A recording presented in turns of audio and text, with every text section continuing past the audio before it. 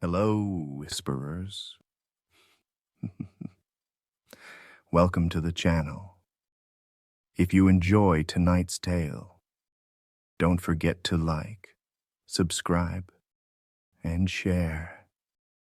It helps more than you know.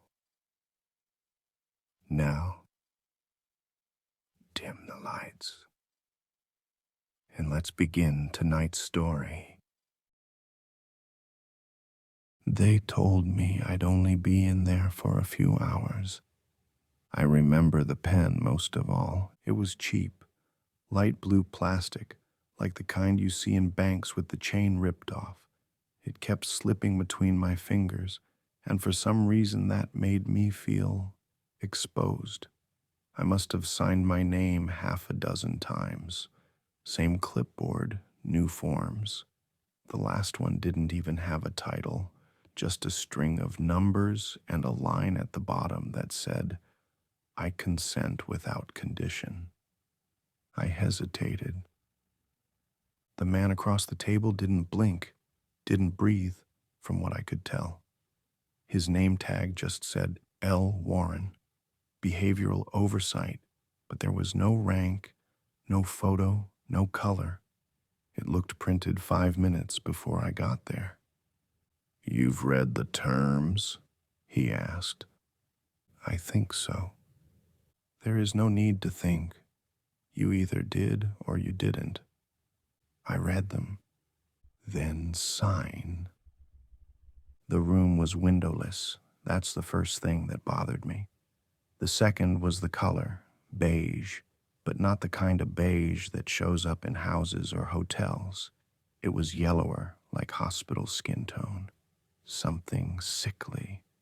The walls weren't painted either. They were padded. I didn't notice at first. You had to squint. Beneath the dull surface, you could see the slightest puffing around each panel, like whatever was underneath was trying to breathe. I signed the last line. Warren didn't smile. He just stood and motioned me toward the door behind him. That door didn't open like a normal door. It hissed, like pressure being released.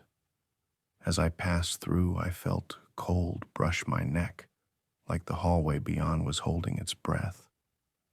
I didn't ask questions. I should have, but I didn't. They'd already collected my phone, my wallet, even my shoes, said it was for interference control.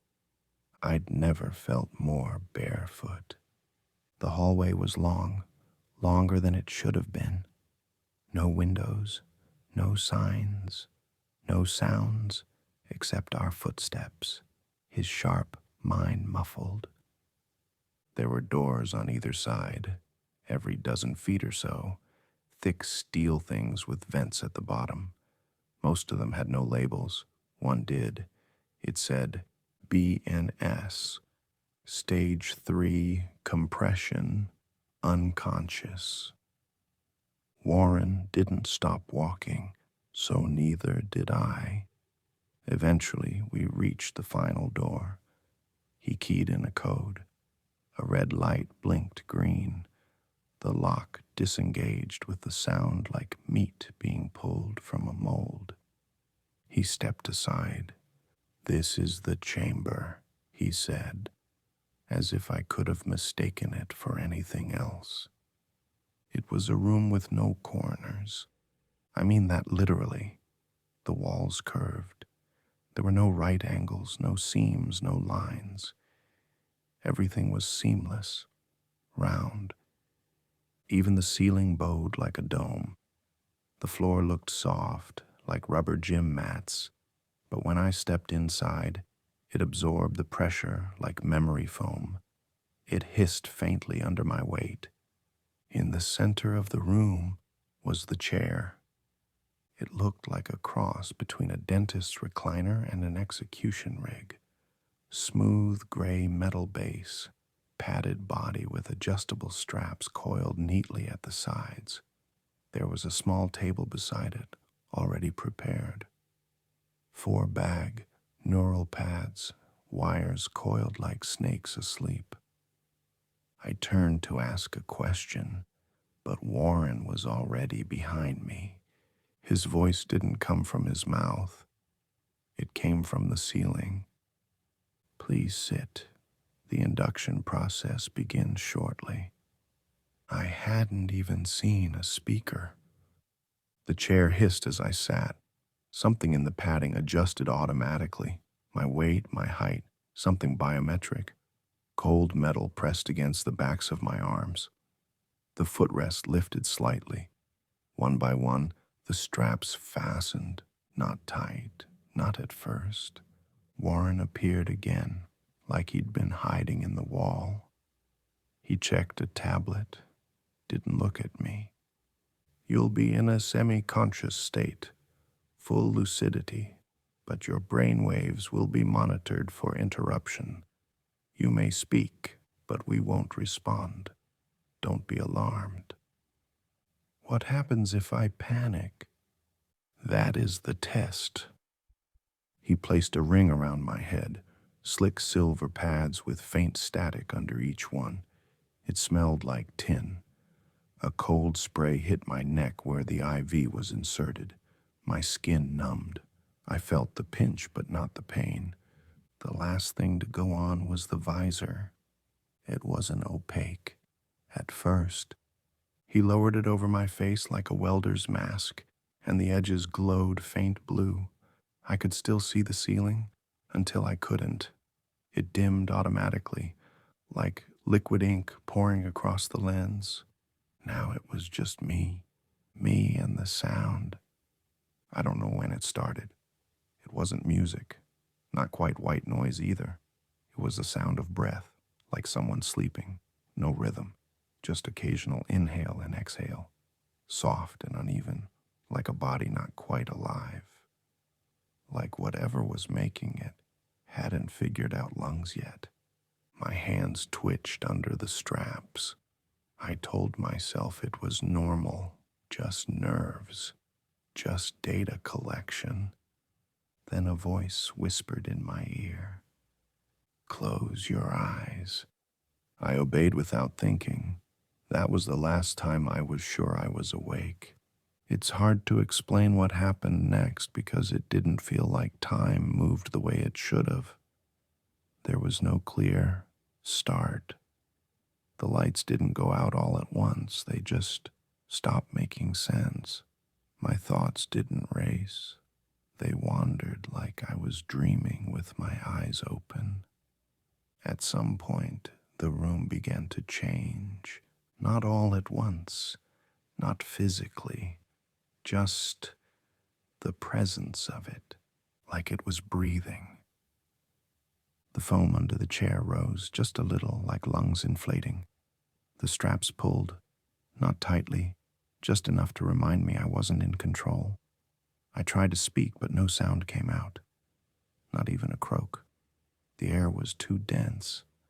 I couldn't hear my own breathing anymore, but I did hear someone else's. A second set of lungs, slower, closer. I opened my eyes. The visor was dark, but something was in front of it. It was like seeing a shape behind frosted glass. Movement, but no detail. A face maybe, or fingers, or both. It hovered there, inches from me, not breathing, just watching. I tried to scream. Nothing. The straps pressed tighter. I felt warmth on my arms. Dampness, like someone had leaned in and exhaled directly against my skin.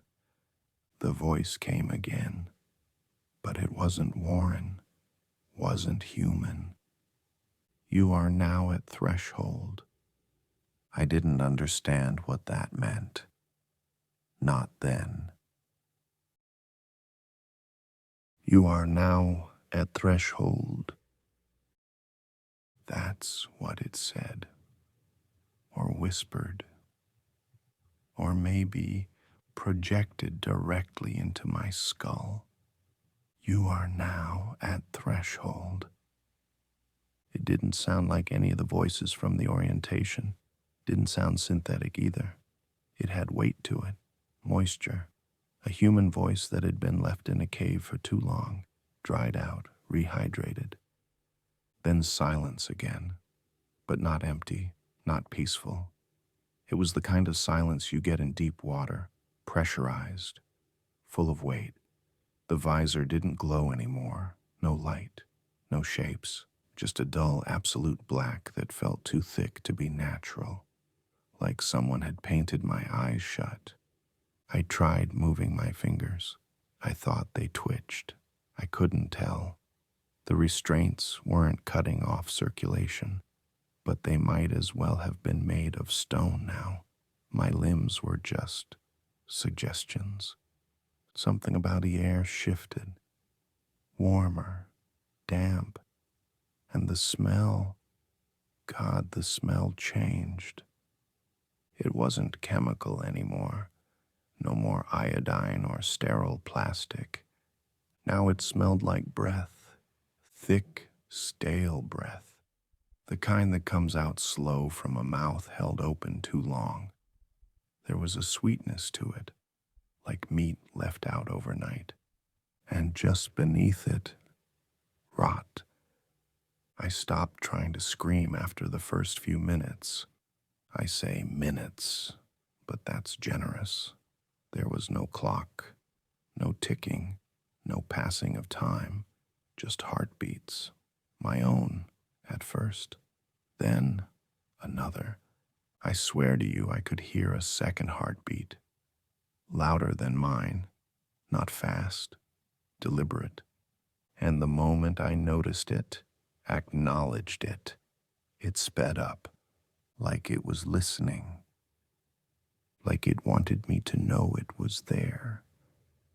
Then the lights came back, but not the ones I expected.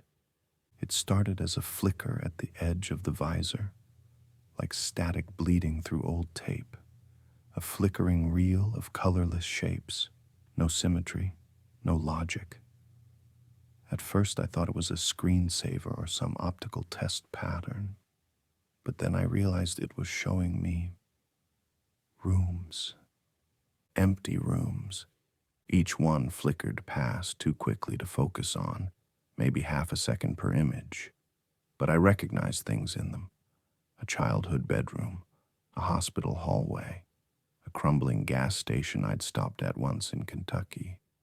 Always empty, always wrong. In one of them, the TV was on. In another, the phone was off the hook. In one frame, just one, I saw myself. Not now me. Younger, sitting on the edge of a bed, feet not touching the floor, hands limp in my lap.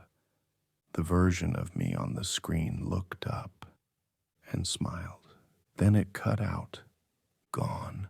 No more images, no more lights, just darkness and the whisper of artificial air cycling through the chamber's vents.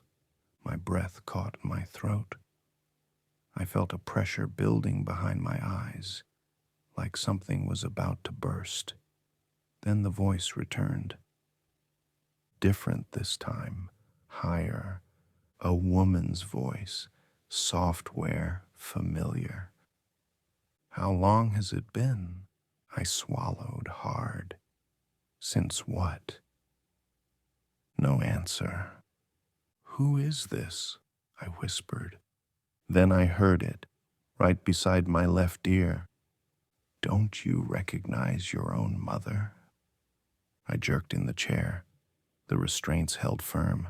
My arms twitched. My legs spasmed. I tried to push back against the voice, to reason with it, to disprove it somehow. But then I heard another sound. The sound of someone crying. Not sobbing. Just the beginning of it. That ragged, shaking breath before the tears start. The noise a person makes when they're trying not to lose control.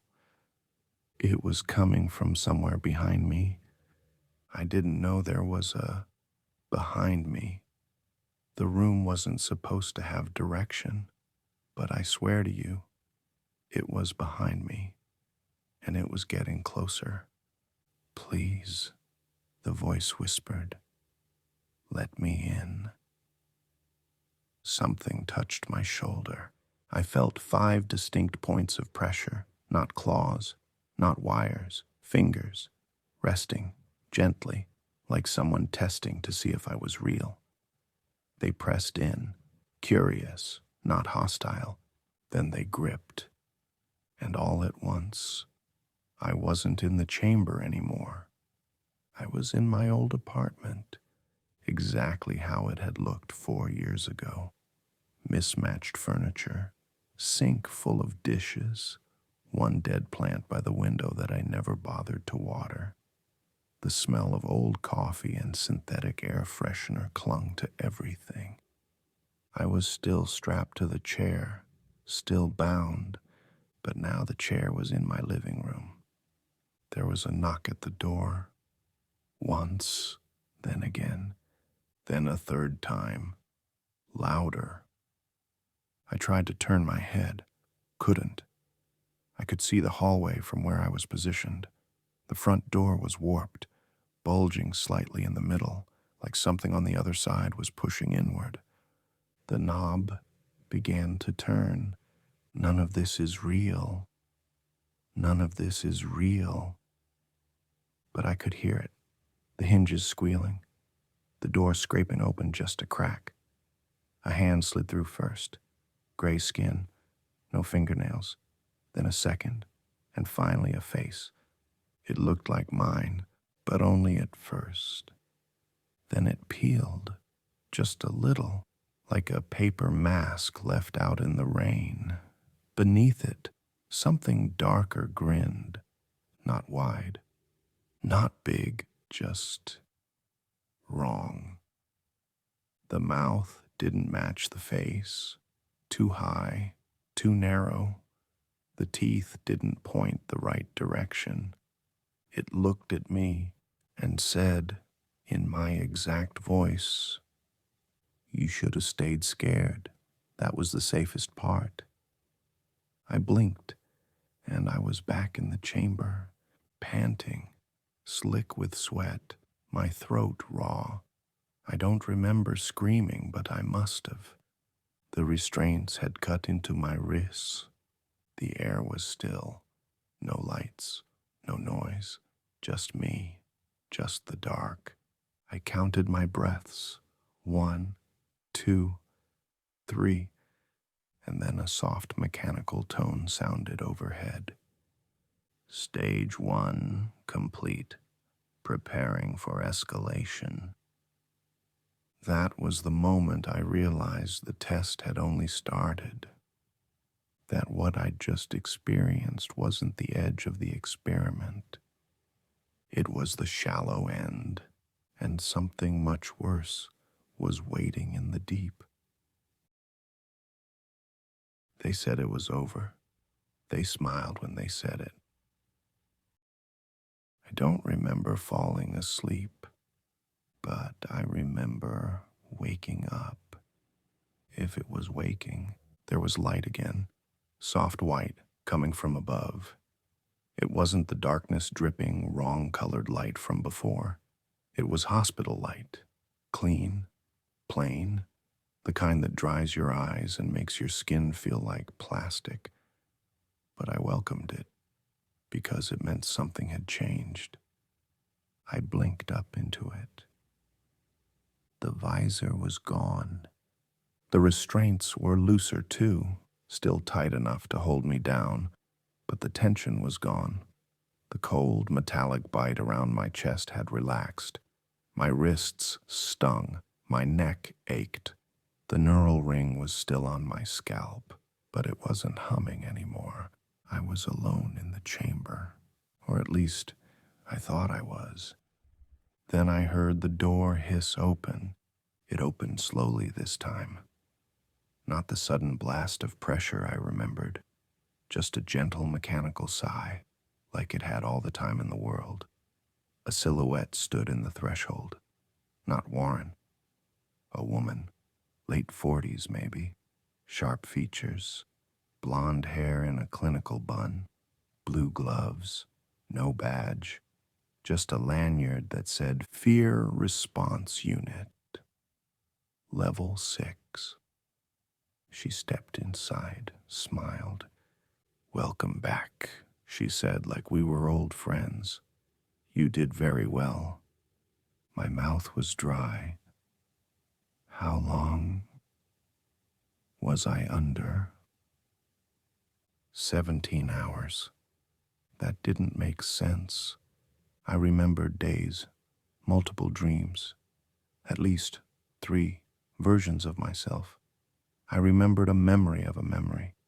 I remembered someone telling me I'd never existed at all. 17? I croaked. Just 17? She nodded. "We'll explain everything in debrief. For now, let's get you unstrapped." She moved efficiently, no hesitation. The straps peeled away one by one. My arms fell limp at my sides. I didn't realize how sore my muscles were until I tried to move them. My fingers tingled like they were waking from frostbite. The 4th came out last. "Do you feel okay?" she asked. I looked at her too long before answering. "Define okay." She gave a polite, mechanical laugh. It didn't reach her eyes. They gave me a robe. My old clothes were gone. "Sanitization," she said, before I could ask. "We'll issue a new set after orientation." We walked down the same hallway, but it felt different now. Brighter, too bright, overlit like a supermarket freezer aisle. Every shadow scrubbed clean, everything smelled like lemon disinfectant and freshly printed paper. The walls that once seemed thick and silent now hummed with fluorescent buzz. I counted the doors as we passed them. They were all open now. Every room had a chair like mine inside it. Every chair was empty. They led me into a new room labeled post-reintegration. It was too normal. Desk, paperwork, coffee machine, a TV mounted in the corner playing muted news footage, a potted plant with fake soil. I ran my hand across the counter. It felt placed, like a movie set before shooting. The woman handed me a folder. "Here's your release packet. Psychological follow-ups, non-disclosure clause, final compensation. Once you sign, you'll be escorted back to the surface." "The surface?" I asked before thinking. Her eyes flicked up at me. "Where else?" The forms were short, all typed in a cold sans serif font. One paragraph stuck out. "Subjects of Phase 1 must not disclose sensory distortions, anomalous hallucinations, or perceived reality manipulation for a minimum of 90 days. This includes dreams, flashbacks, or audiovisual stimuli encountered post-release." I paused. What if I'm still hallucinating? She tilted her head, smile unwavering. "You're not." "How do you know?" "Because the test is over." She said it like a prayer, like something she'd been trained to say. I signed. They gave me a pill before I left. "Anti-nausea," she claimed. "Prevents transition sickness." It tasted sweet, too sweet, candy sweet. I asked for water. She said I'd get some above ground. Then a new door opened, an elevator I hadn't seen before. The man inside wore sunglasses, indoors, at night. I wasn't sure how I knew it was night. I just knew. He said nothing, just waited. I stepped inside. The ride was long, not seconds, minutes. I watched the floor count rise.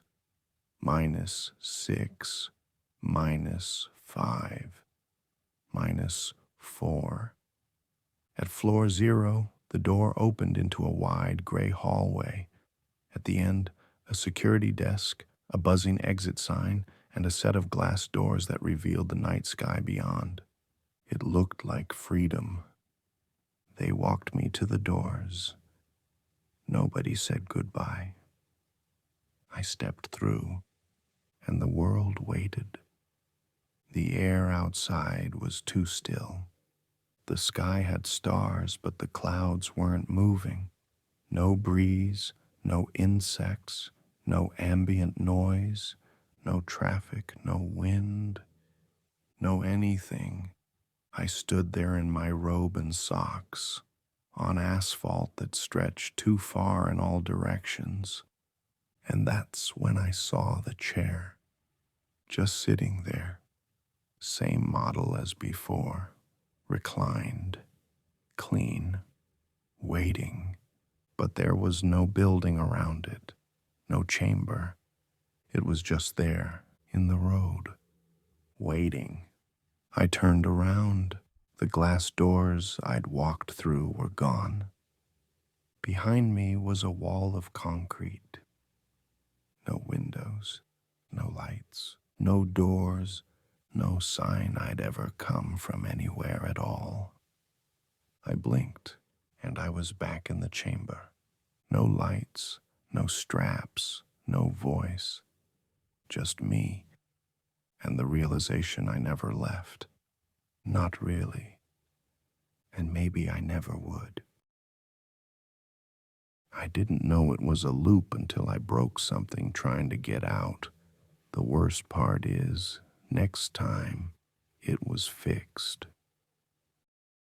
I woke up to the bell again. Ding. Software too soft, like a teacup tapping the edge of a sink in a house I hadn't lived in for years. It was familiar, but distant in the way a childhood smell can be. Half memory, half wrong. I opened my eyes. Same walls, same chair, same goddamn room. The visor was gone this time. The straps too. But I knew where I was. Or at least I hoped I did. Because for a second, just one long, cold second, I thought I was in a dream about the chamber. But that hope didn't last. The chair was warm beneath me. The metal tray beside it was still slick with a faint smear of something rust-colored. And the bell, ding, was on a perfect 10-second loop. I waited for it to chime again. 9, 10, ding. I counted out the next 4, just to prove I could, just to prove something still worked the way it was supposed to. I pulled myself up from the chair, slowly. My legs were sore, like I'd run a marathon in my sleep. My hands felt dry, like paper. My arms, bruised, faintly, in the same damn spots they'd been bruised before, but older, yellowed, fading. I reached for the tray. The wires were freshly coiled, the IV bag full again, everything clean, reset, like someone had come in while I was sleeping and put everything back exactly how it had been the first day. Except this wasn't the first day. I knew that now, because I had tallies. I turned around and saw them, scratched into the padded black foam behind the chair. 4 shallow cuts, one deeper than the rest. My fingernail was cracked, sharp still. I pressed it gently into the 5th spot, scratched 5. The door was gone. Again. Just wall. It always disappears for a while, maybe to make me forget there ever was a door, to let me stew in the dark a little longer. Let me wonder if I'm cured or caged. I walked along the wall slowly, hand gliding over the padded curve. No seam, no air leak, no hiss. I started to feel the pressure in my ears again, the kind you get underwater, not pain, just a warning, a biological signal that something unnatural is happening. Then the door blinked back into existence. I didn't see it open. It just was, like someone unpaused a render. I stepped through. The hallway curved this time, not a sharp turn, an impossible spiral, like a corkscrew. I could feel it in my bones, like the floor was slanted just enough to throw off my balance. Every 10 feet or so, a door. They had numbers now. I stopped at 004. The light was on. The door cracked open. My hands were shaking as I reached out and nudged it further. There was someone inside, strapped into the chair, still, unmoving. I moved to the side to see their face. It was mine. Not just similar, mine. Same hair, same scar under the jaw, same chipped canine tooth I got from falling off my bike in 6th grade. But it wasn't dead. It was sleeping until its eyes opened and smiled. "You're early this time," it whispered. The voice was raw, my voice, but drained. Then it blinked out of existence. Chair still there. Empty. I turned and ran. Back down the hallway. Past the doors. Past 006, which now had no walls at all, just a floating chair in darkness. Past 007, where something behind the door was breathing against it in slow, wet gasps.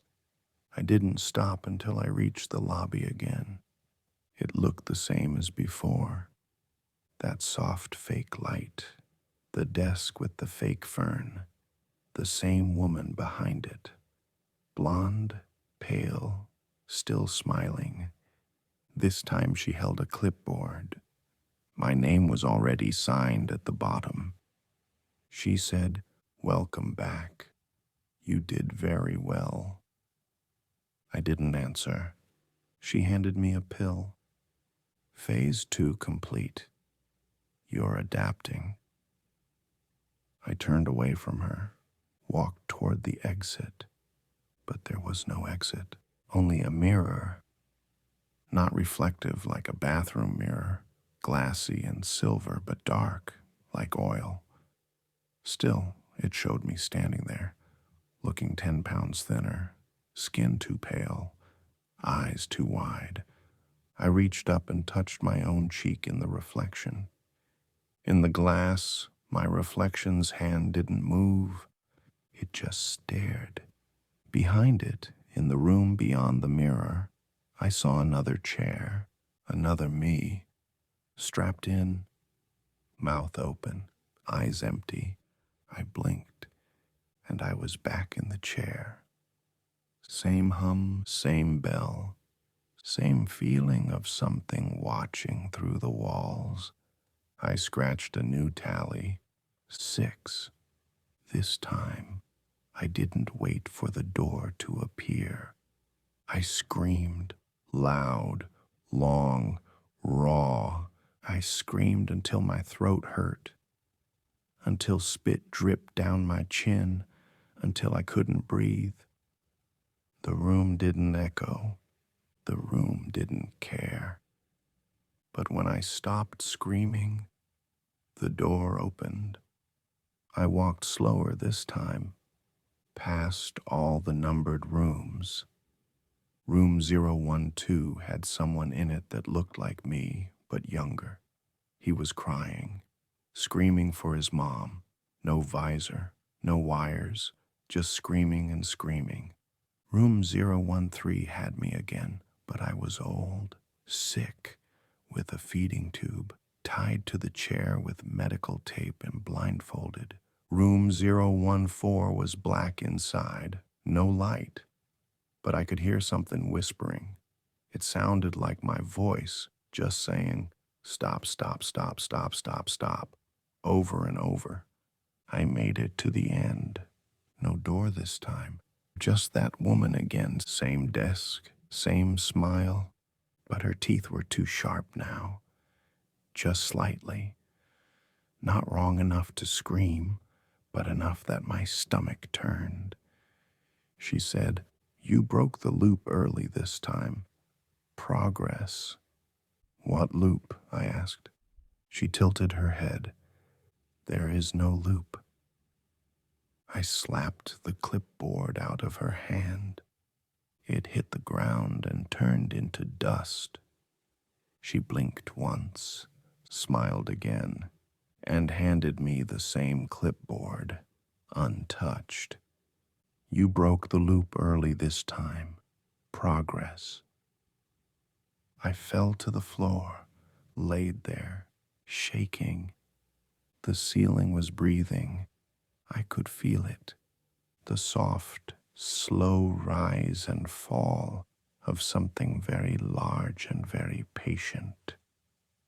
I closed my eyes, and when I opened them, I was back in the chair, a clean tray beside me, the scent of plastic and lemon cleaner, a soft ding.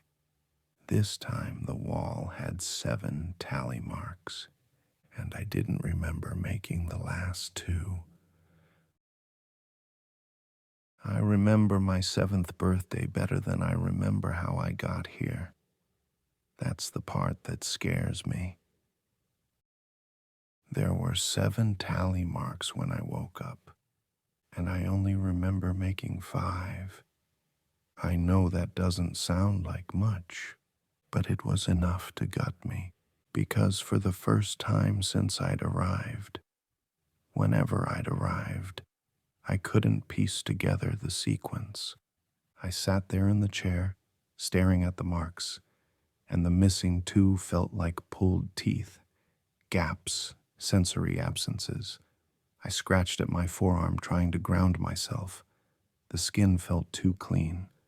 No needle marks, no bruises, like someone hit reset on my body but not my mind. There was a photo on the tray, just sitting there beside the coiled wires. A Polaroid. No dust, no damage, just a crisp image of me standing in a place I didn't recognize. It looked like a playground, green metal bars, swings. My face caught mid-laugh, head tilted to the left, eyes squinting against sunlight. But I don't remember the photo. I don't remember the playground. I don't remember ever owning a shirt that color, but I know it's me. I know the way my nose curves. The small chip in my front tooth. It's me. I picked it up, flipped it over. There was handwriting on the back. It said, "This is not part of the test. Do not believe them." And below that, in my own handwriting, Phase 3 begins when you forget this warning. I dropped it. I stood. I walked straight to the wall and slammed my fist into it. It didn't hurt. The padding gave just enough to cushion the blow, but not enough to let me feel it. I hit it again and again, until my hand stung with lack of sensation. Then the wall opened. No seam, no sound, just a blink, and there was the hallway again. It was different now. The hallway, longer, wider. The numbers on the doors were all double digits, too high. Room 27, room 32, room 44. None of them were in order. Some were upside down. One was scratched out entirely and replaced with a smear of red across the nameplate. I turned to go back, but the door to the chamber had vanished again. Of course it had. I walked forward. I passed a door marked Room 001-A. That was new. I paused, listened. No sound. Then a knock from the other side. 3 slow knocks, and then my own voice. Not just similar, identical. It whispered, "What year is it?" I ran. No hesitation, no logic, just gut-deep fear. I ran until the numbers stopped being numbers, until the doors started saying things like, "Room, memory, 06. Room, stage, mother, room.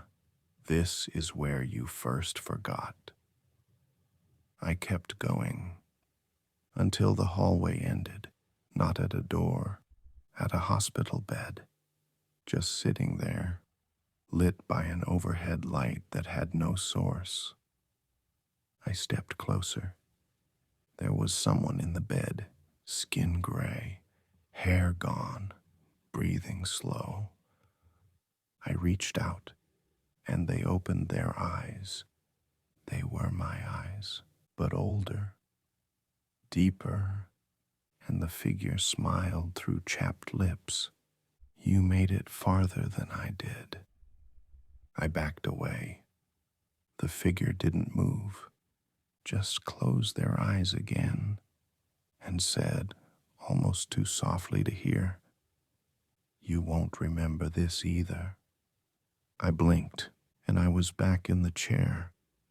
Same hum, same tray, same 7 tally marks. But this time, my name was written on the wall in sharp, blocky handwriting. Just my name, but not my full name, only a middle name. And I couldn't remember the first. That broke me a little. I curled into myself, hands shaking, trying to remember something, anything about the person I was before this. My job, my apartment, my best friend's voice. Gone. I could remember my 3rd grade teacher's name, but not the name of the woman I think I loved once. I laughed. It came out wrong. There was a knock at the wall. I didn't move. The knock came again. Then a voice. "Ready for your check-in, Mr. Langford." I don't know who that is, but I stood because it felt like the right thing to do. This time the hallway was gone. I stepped out of the chamber and found myself in a small, sunlit office. White walls, a single wooden chair, a potted plant that was somehow familiar. And across from me, a man in a white coat, smiling. "You're doing very well," he said. "This is your 3rd assessment. I don't remember the first 2. He nodded. "Expected. That means the protocol is holding." I sat. He opened a folder, tapped it. "Can you tell me your name?" "I think so." "Tell me." I opened my mouth. Nothing came out, not even a breath, just static in my throat. He smiled wider. "Very good. That's the first step." Then the office flickered, just for a second. The light changed. The desk turned to steel. The plant turned to wires. And the man across from me, no face, just a mouth, saying, You are the control now. I blinked. Chair, tray, tally marks, 9 now. I don't remember 8. I don't remember my last name. I don't remember if I signed up for this. I just know the room feels smaller every time, and the only thing that still makes sense is the sound of the bell. Ding. He said he wasn't the first, but the way he spoke, I think he's the last. The tally marks reached 10. I scratched the 10th with a metal sliver I'd peeled from the IV stand during one of the resets. I don't know how long I stared at it, but I remember the feeling. Not panic, not sadness, something quieter, like realizing the world outside your window is a painting, and it's always been a painting, and you just never notice the brush strokes. I hadn't spoken in, I don't know, maybe I forgot how. Maybe I just didn't see the point. But that day, I whispered a question into the dark, just to break the silence. I said, "Am I still being watched?" I expected nothing. The silence was always good at pretending to be empty. But this time, the wall behind me answered, not with words, not at first, with breath. I felt it, hot and humid, seeping through the padding like steam from a cracked pipe. Then came a sound, like someone dragging their fingernails through the insulation inside a wall. Slow, deliberate, a scraping presence that moved with thought, and then, finally, no one's watching anymore. The voice wasn't like the others, not synthetic, not instructional, not even mocking. It sounded tired, tired in the way tree roots are tired, old, buried, unmoving. I stood, turned toward the wall. It was just black foam, seamless, soft, but I knew he was behind it. Not metaphorically, physically. I stepped closer, put my hand flat to the surface. It felt warm, too warm, like flesh warmed by breath. I spoke again, quieter this time. "Who are you?" Silence. Then, "Does it matter?" "I think it does." "Then I'll be whoever you were." I laughed. I hadn't meant to. But it bubbled out of me, tight and wrong, the kind of laugh people make at funerals when they're not ready to cry yet. "I don't know who I was," I said. "Then you're closer than most." I crouched beside the wall, pressed my forehead to it. It throbbed faintly, not like something mechanical, like a pulse. I don't remember where I lived. I don't remember my job. I had a brother, I think. Maybe a sister. You had neither. That memory was planted for emotional baseline. That stopped me. What? You volunteered. We all did. Or maybe they made us want to. That's the part that blurs. I sat with that. My heartbeat had started climbing again. A shallow panic, like my body remembered danger even if my mind didn't. He kept talking. They called it the Fear Persistence Project, but fear doesn't persist. It just changes. I asked, were you part of the test too? The wall was quiet. Too quiet. Then I was the test. The next time I blinked, the wall had shifted. It looked the same, but felt different, like something beneath it had moved closer to the surface. I pressed my palm to it again. Something on the other side pressed back. Fingers. 5. Soft. Human. For a moment, I thought I'd cry. I didn't. I don't think I can anymore. You said no one's watching, I whispered. Does that mean it ended? A pause. Then it means you're alone with it now. What's it? What's left of the program? I didn't understand. I didn't need to. Because the wall shifted again. Visually this time. A ripple moved through the padding, like breath across fabric, and then I saw it, just faintly. A face, mouth closed, eyes open, pale skin pushed tight against the wall from the other side. Staring, I didn't move, I couldn't. The face didn't blink, didn't shift. It just whispered, "You're not the subject anymore."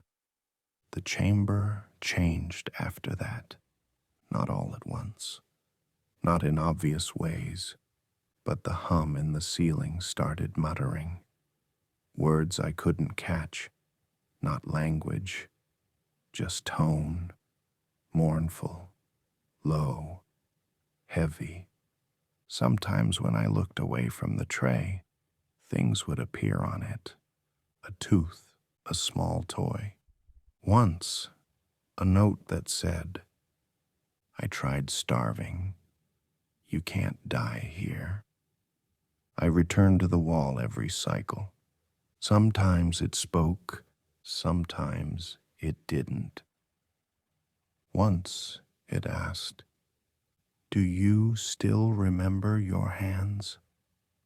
I looked down and panicked, because for one brief moment they weren't mine. They were thin, longer, different skin tone, and then, just like that, they were mine again.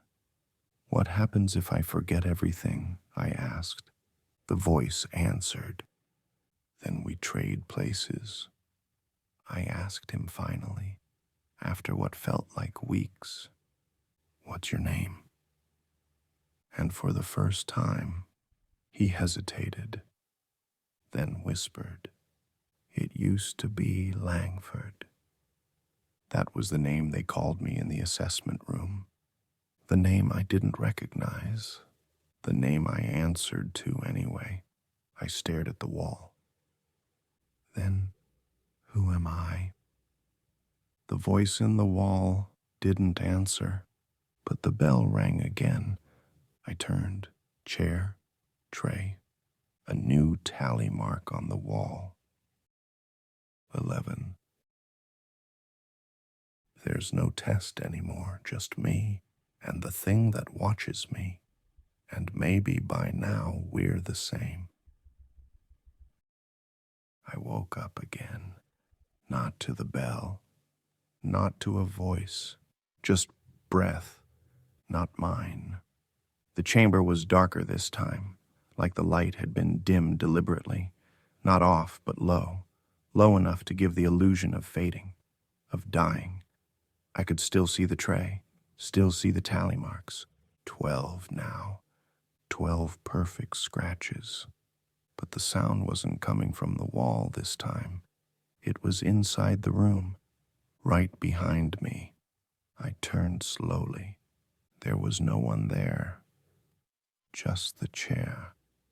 The one I always woke up in. But this time, It wasn't empty. Someone was sitting in it, not moving. Head forward, chin on chest, long arms, pale skin, something twitching at the corner of their mouth. I circled around, and I saw my own face, slack, sleepless, skin loose over the cheekbones, teeth half bared like they'd forgotten how to stay inside a mouth. I watched myself breathe, and then I leaned in, and my reflection whispered, "There is no one left to test." I backed away. The chair was empty again. The hum returned, but slower, off-tempo, like a song being played underwater. And the wall was whispering again, but not words, names, just barely audible, carried like dust in the vents. Langford, Serrano, Victor Reyes, Leah, you. I stopped scratching the wall after 13. I don't remember doing the last two. They just showed up. The sliver of metal I'd used to carve them was missing now, replaced with a short, dull pencil. Not the kind you use in school, the kind you find at mini golf courses. I laughed, then I cried, but the crying didn't last long. There wasn't enough left in me to hold it together. The room changed again, but this time it didn't become something else. It stopped pretending. The padding was gone. The walls were metal, cold, condensation beating near the seams, pipes overhead, dripping in a slow, steady rhythm that matched the hum in my head. A terminal in the corner flickered on. Green text, no keyboard, just this. Subject ID. Redacted. Status. Functional condition. Merged. And under that, fear threshold exceeded. Signal lost. I stared at it, waited for something else. Nothing. I walked to the terminal, touched the screen. It cracked under my fingers like thin ice, a spider web of glowing green veins. Then a new prompt appeared. Would you like to begin again? Yes. No. My finger hovered over it, shaking. I wasn't sure which one I pressed. I blinked. Back in the chair. No hum. No light. No wall. Just me and breathing. And a memory that was no longer mine. I stood. The chamber was open. Outside it, a hallway I'd never seen before, lined with mirrors. But not like the mirror from before. These were warped. Each one showed a version of me. Older, younger, thinner, smiling, dead, eyes removed, mouth stretched, silent. At the end of the hallway was a door. It said, "Exit for administrators only. Do not enter alone." I opened it anyway and found another chamber, identical to mine, and inside another version of me, strapped to the chair, mouth sewn shut, eyes wide open but not blinking, breathing, watching, waiting. I sat beside him. I didn't know why. He didn't look at me, didn't speak. I think he was further gone than me, or maybe further in. And I whispered, I think we were the last ones. No answer, just the slow hiss of breath through broken teeth. The walls pulsed once, and I heard the voice in the floor this time, faint, distant, but certain. There is no test. There was never a test. You were the observation. I walked out, not because I knew where to go, just because forward was the only direction that still meant something. Back in the hallway, the mirrors had all gone dark. No reflections, no versions, no me, just static, and a faint, clicking sound in the ceiling, like the lights were dying. I passed the chamber one last time. I didn't look inside. I didn't want to see if someone else had taken my place, but I felt it. The presence, breathing, becoming, waiting for the next cycle, waiting for the next name, and now the chamber is still.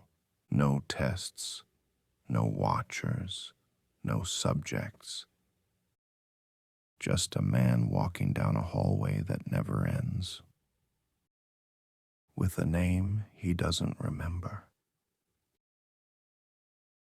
and a fear that no longer needs to scream to be heard.